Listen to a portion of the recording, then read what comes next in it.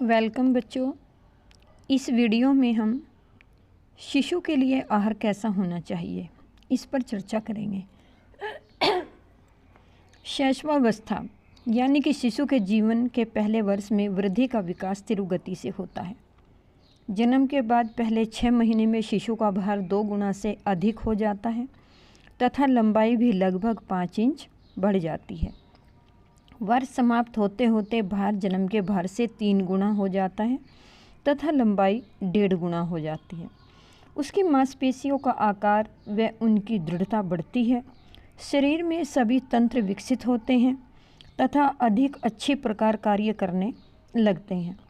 साथ ही साथ उन पर नियंत्रण भी बढ़ने लगता है। स्पष्ट है कि किसी भी क्रियाशील व स्वस्थ प्राणी की भांति शिशु को अपने शरीर के सामान्य रख रखाव के लिए तो भोजन चाहिए ही, इसके अतिरिक्त उसे शरीर के प्रत्येक भाग की वृद्धि व विकास के लिए भी अतिरिक्त पोषण की आवश्यकता होती है। इस तालिका में पेज नंबर 76 के ऊपर एक तालिका बनी है। आप उसमें से बच्चे के जन्म से लेकर 12 माह तक का कितना भार होना चाहिए उसमें देख सकते हैं। अब प्रश्न है, शिशु की पोषण की आवश्यकताएं क्या हैं, जिनके बारे में हम चर्चा करते हैं। प्रोटीन शरीर के ऊतकों का विकास जितनी तीव्र गति से जीवन के पहले वर्ष में होता है उतना जीवन के किसी भी और काल में नहीं होता। यही कारण है कि शिशु को प्रति किलो भार के पीछे वयस्कों की अपेक्षा लगभग 1.5 से 2 गुना प्रोटीन की आवश्यकता होती है। सामान्य वयस्क को शरीर के प्रति किलो भार के पीछे 1 ग्राम प्रोटीन चाहिए, तो शिशु को पहले 6 माह में प्रति किलो भार के पीछे 2.1 ग्राम तथा 6 से 12 माह में 1.6 ग्राम प्रोटीन की आवश्यकता होती है। नंबर 2, ऊर्जा। जैसे जैसे शिशु बड़ा होता है उसकी क्रियाशीलता भी बढ़ती जाती है। जितना समय वह जाग रहा होता है वह अपनी टांगें बाजू हिलाता रहता है, कई प्रकार की ध्वनियाँ निकालता है तथा अपने आसपास के वातावरण को पहचानने का भी प्रयास करता है। शरीर के वृद्धि व विकास के अतिरिक्त उसे इन गतिविधियों के लिए भी बहुत सी ऊर्जा की आवश्यकता होती है। प्रोटीन की भांति ऊर्जा की मात्रा भी वयस्कों की अपेक्षा शिशु के शरीर के प्रति किलो भार के पीछे काफ़ी अधिक होती है।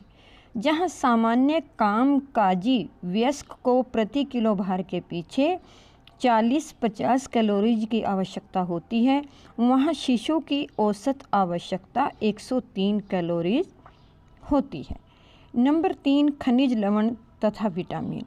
क्योंकि शिशु में कोशिका विकास बहुत तीव्र गति से हो रहा होता है तथा उसकी ऊर्जा की आवश्यकताएं भी बहुत अधिक होती हैं, इसलिए उसे विटामिन अधिक मात्रा में चाहिए। इनकी उपस्थिति में प्रोटीन तथा कार्बोज भी अच्छी प्रकार से प्रयोग में लाए जा सकते हैं। इसके अतिरिक्त शरीर की गतिविधियों के उचित नियंत्रण के लिए, हड्डियों के विकास के लिए तथा नई रक्त कोशिकाओं में हीमोग्लोबिन के निर्माण के लिए विभिन्न खनिज पदार्थ तथा सभी प्रकार के विटामिन की आवश्यकता काफ़ी अधिक होती है। अब दूसरा क्वेश्चन है, शिशु को पूरक आहार देते समय किन किन बातों का ध्यान रखना जरूरी होता है। नंबर 1, नया आहार केवल थोड़ी सी मात्रा में दे दिया जाए। जब बच्चा उसे पसंद करे तथा पचाने लगे तो उसकी मात्रा धीरे धीरे बढ़ाई जाए। नंबर 2, एक समय पर एक ही नया आहार दें। इसके परिचित होने के लिए शिशु को पर्याप्त समय दें। नंबर 3, आहार ग्रहण करने के लिए उसके साथ जोर जबरदस्ती ना करें। यदि बच्चे को नया पदार्थ पसंद न आए तो कुछ दिनों के बाद किसी बदले हुए रूप में देने का प्रयास करें। नंबर 4, नया भोजन ऐसे समय पर दें जब शिशु भूखा हो, इस प्रकार वह आसानी से स्वीकार कर लेगा। नंबर 5, शिशु के लिए बनाए गए पूरक भोज्य पदार्थों में किसी प्रकार के मिर्च मसालों का प्रयोग ना करें। नंबर 6, अधिकतर उबले या भाप द्वारा पकाए गए पदार्थों का प्रयोग करें। कुछ मात्रा में घी या मक्खन या तेल का प्रयोग आवश्यक है, लेकिन तले हुए पदार्थ की मात्रा बिल्कुल कम होनी चाहिए। नंबर 7, शिशु को भिन्न भिन्न प्रकार के पदार्थों से परिचित करवाएं तथा लगभग सभी खाद्य पदार्थों को उसकी रुचि के अनुसार दें। अब यहाँ पर आता है कि नया भोजन यदि बच्चे को रास नहीं आता तो कुछ अंतराल के बाद उसको देखें और परखें कि क्या बच्चा उस भोजन को पसंद करेगा, फिर उस भोजन को देना चाहिए। कभी कभी यदि बच्चे का मन हो तो उसकी पसंद का भोजन भी आवश्यक है और उसे देना भी चाहिए।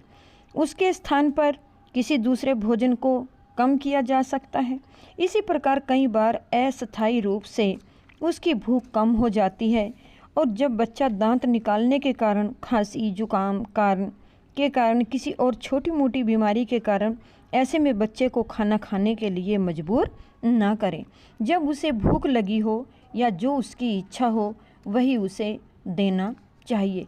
कितनी बार बच्चा दूध पीने पसंद करता है, दूध पिएगा तो आप उसे इतना मजबूर ना करें कि वह कोई हल्का फुल्का ठोस आहार लेने का मन करे या फिर वह ऊब जाए। बच्चों, यहाँ पर मैंने बच्चों के आहार संबंधी भोजन के बारे में बताया। इसके सभी प्रश्न आपको याद करने हैं नेक्स्ट दूसरी वीडियो में।